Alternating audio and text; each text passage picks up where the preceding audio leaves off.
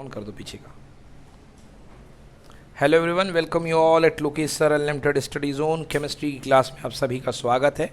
Basic level से chemistry एकदम चल रही है। पहला बैच है केमिस्ट्री का।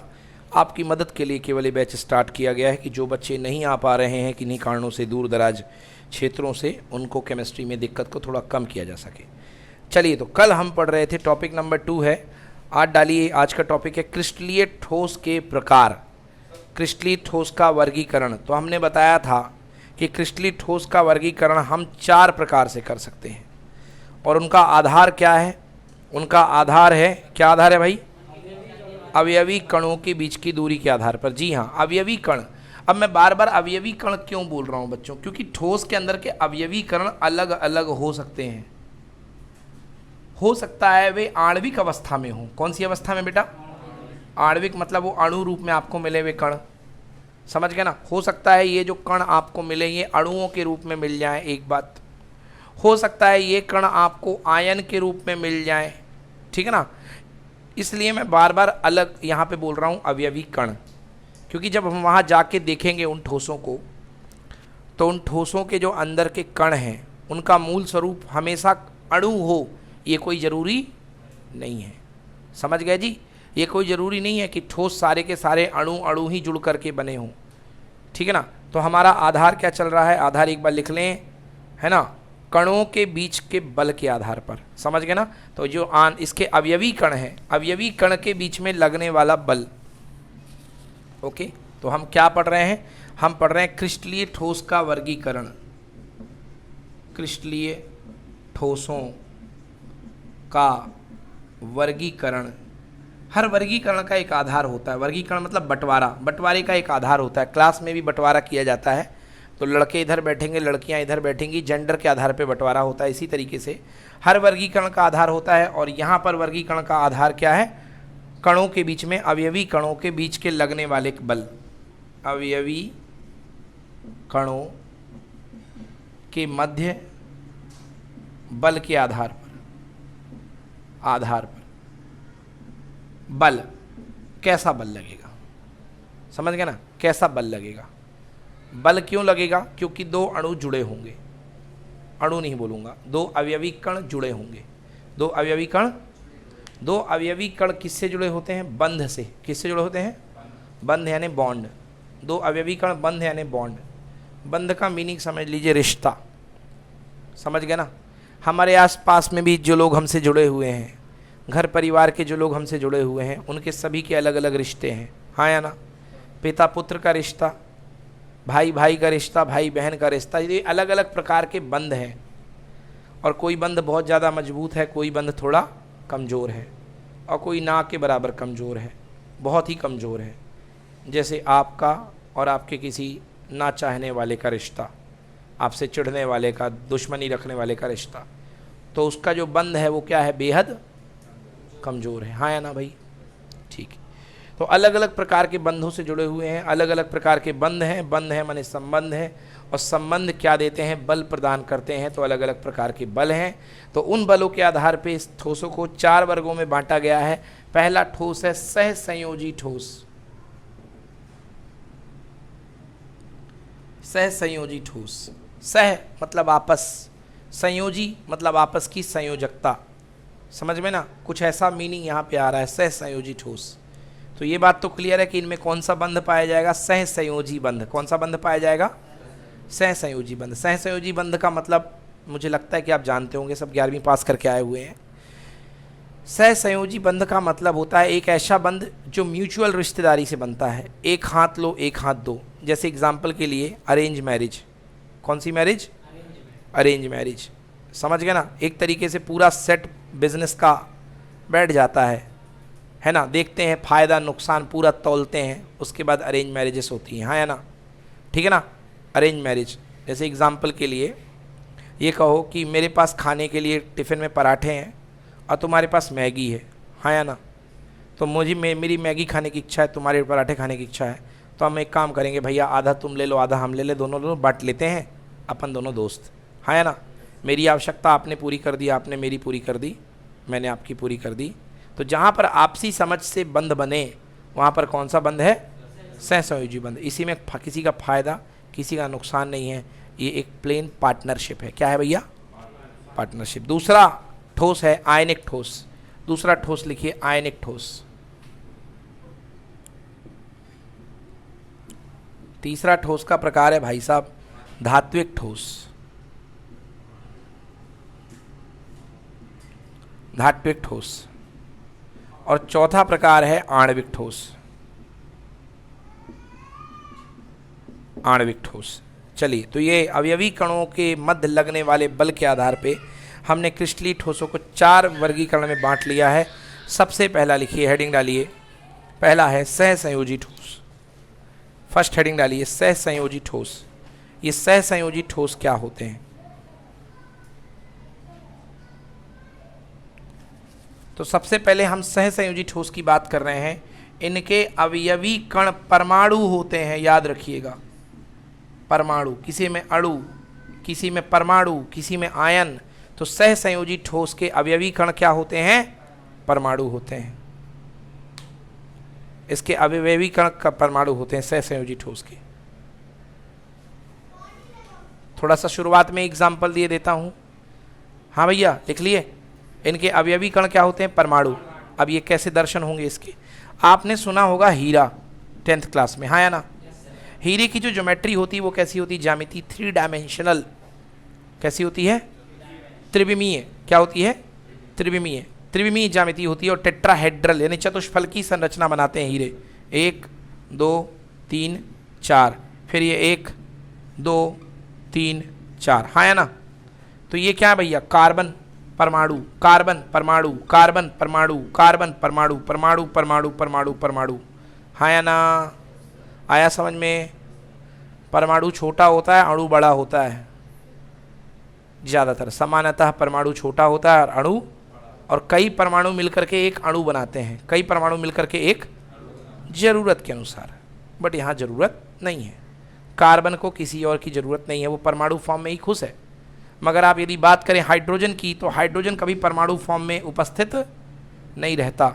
हाइड्रोजन हमेशा अपने आप से संपर्क करके क्या बनाता है? H2।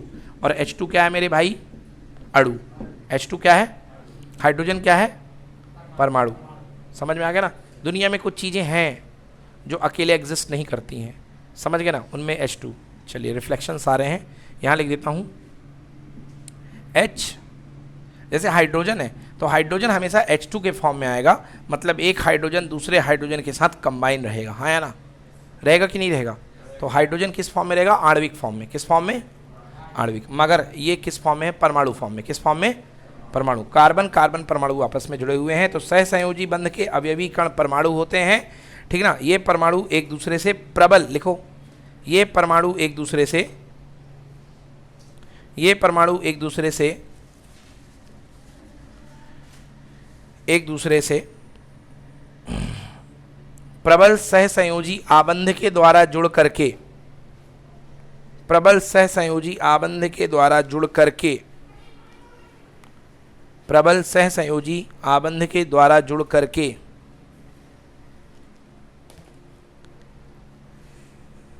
करके एक विशाल जाल का निर्माण करते हैं। एक विशाल जाल का निर्माण करते हैं। तो ये सामने जो आपको कार्बन कार्बन का जाल दिख रहा है, दिख रहा है, ये बहुत विशाल होता है। क्या होता है? बहुत विशाल। एक विशाल जाल का निर्माण करते हैं। समझ में आया? हाँ। तो इनके बीच में कौन सा बॉन्ड काम करता है? अरे क्या, कौन सा बंध काम करता है?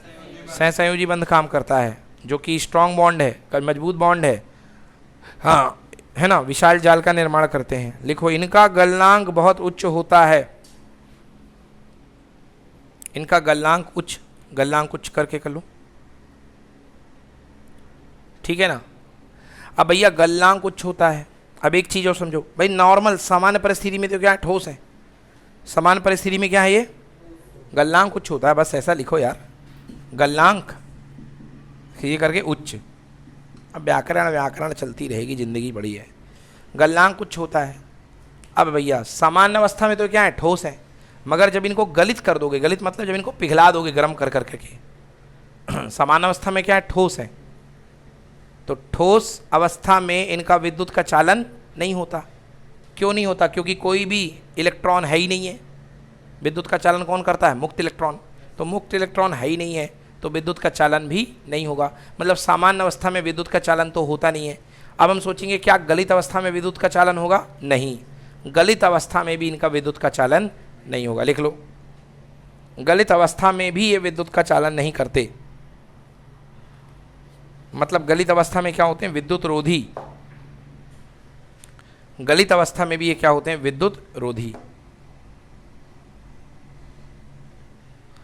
गलित अवस्था में ये विद्युत रोधी हुआ करते हैं।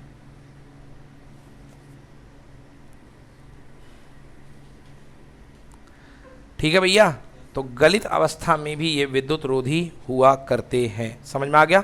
एग्जाम्पल लिख लो बेटा, हीरा, ग्रेफाइड। अब हीरा तो ठीक है, ग्रेफाइड अपवाद है भैया। ग्रेफाइड जो होता है वो विद्युत रोधी नहीं होता, वो विद्युत का सुचालक होता है। विद्युत का क्या होता है? सुचालक। हीरा, ग्रेफाइड,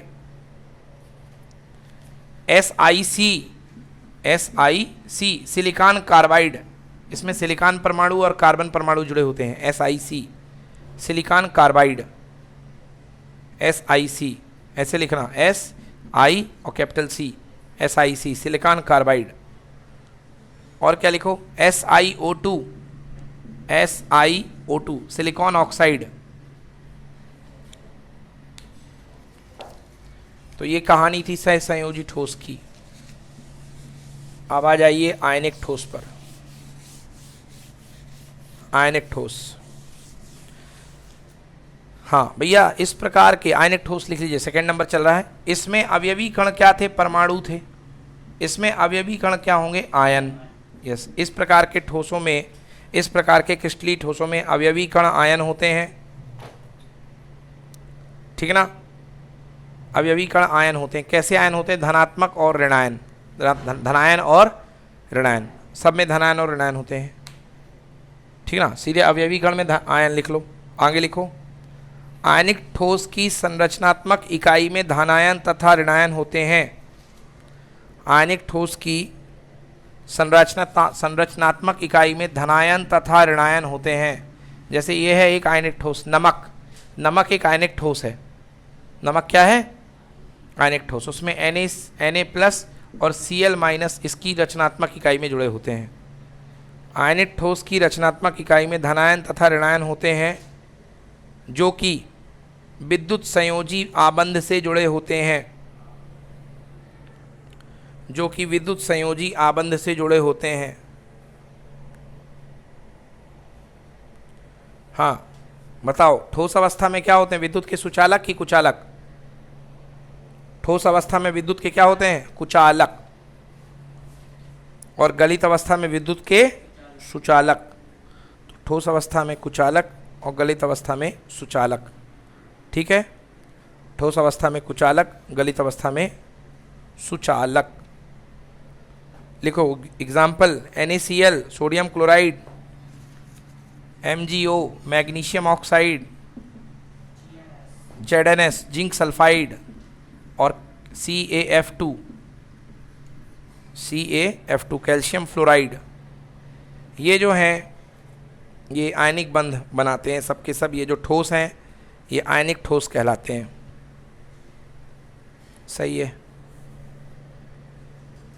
ये आयनिक ठोस है। अगला लिखो, धात्विक ठोस। अगला है धात्विक ठोस। धात्विक ठोस ये सामान्यतया इनमें कौन सा बंध पाया जाता है? धात्विक बंध। कौन सा बंध पाया जाता है? धात्विक बंध। जैसे मान लो तुम एक वो लेके आए, लोहे का गिट्टा लेके आए। लोहे का गिट्टा समझ गए? लोहा जब ज़मीन से निकलता है तो यदि उसको फिर आपने साफ़ कर दिया, फिर प्योर लोहा मिल गया, लकड़ी, जैसे उसकी लकड़ी बोल रहा हूँ, रेलवे की पटरी का टुकड़ा, तो उसमें लोहे के अलावा तो कुछ नहीं है। मतलब हर जगह आयरन ही आयरन है। क्या है बेटा? तो आयरन, एक आयरन दूसरे आयरन के साथ बहुत मजबूती से पैक रहता, बंधा रहता है। तो ये जो आबंध पाया जाता है धातु में इसको बोलते हैं मेटेलिक बॉन्ड, यानी धात्विक बंध। क्या बोलते हैं इसको? धात्विक बंध। समझ गए ना? तो सामान्यतया जो आवर्त सारणी में 80 के ऊपर के तत्व हैं परमाणु क्रमांक 80। उनमें सब में कौन सा बंध है? धात्विक बंध। लिखो, सामान्य ताप तथा दाब पर, सामान्य ताप तथा दाब पर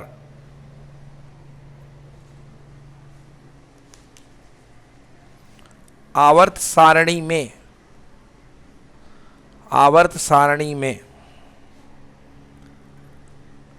आवर्त सारणी में 80 के ऊपर वाले तत्व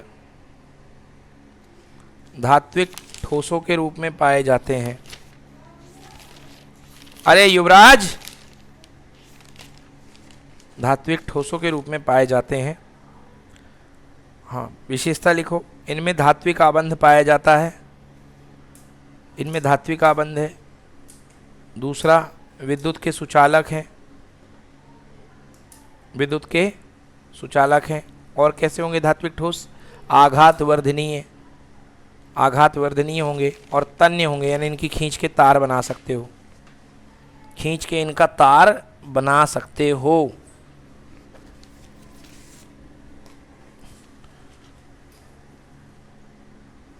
नकुल थोड़ा रुकना, लास्ट में है, इसको तार बना सकते हो। अगला लिखो, आणविक ठोस, आणविक ठोस।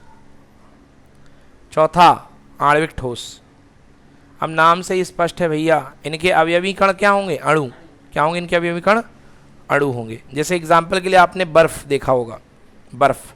तो बर्फ जो है, बर्फ अवस्था में रूप में देखा जाए तो बर्फ क्या है? ठोस है। बोलो हाँ, बर्फ ठोस है। अब बर्फ के अंदर जो होंगे किसके अणु होते हैं? पानी के। और पानी का अणु क्या होता है? H2O, है ना? तो ये भी H2O, ये भी क्या? H2O, ये भी H2O। तो अंतर समझने की कोशिश कीजिए। इसके पहले आपने देखा था सहसंयोजी ठोस, उसमें सारे के सारे क्या थे? परमाणु, मतलब सिंगल सिंगल थे बेचारे, सबके सब नवजात मान लो, पैदा हुए जिस रूप में पैदा होते हैं। और ये सब क्या है? बाल बच्चे वाले हैं। आराम से देखो, हाइड्रोजन ने 2 और ऑक्सीजन 1 मिलकर पूरा परिवार बना लिया। तो किस रूप में है? अणु रूप में। किस रूप में है? अणु रूप में। तो इन आणविक ठोसों के जो अवयवी कण होते हैं वो अणु होते हैं, जिनमें प्रबल आणविक बल लगता है। प्रबल आणविक बल। अब यार, लिखने को तो किताबों में लिख दिया है प्रबल आणविक बल, मगर कोई इतना खास बल नहीं होता है जो मैं जिस बल की मैं बात करने वाला हूँ। वांडर वाल बल, ब्रैकेट में लिख लो, वांडर वाल बल। वांडर वाल बल भैया नोट्स बना लेना, ये पन्ने उड़ जाएंगे ये, ठीक है ना? हाँ ठीक है, वांडर वाल बल है ना। इनमें प्रबल आणविक बल लगता है। उदाहरण के लिए वांडर वाल बल, ये विद्युत के कुचालक होते हैं, विद्युत के कुचालक होते हैं।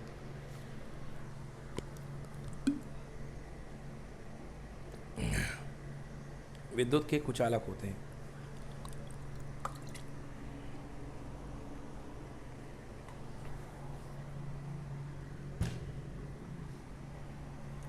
उदाहरण, यूरिया देखा? यूरिया खेत वगैरह में डलता है यूरिया।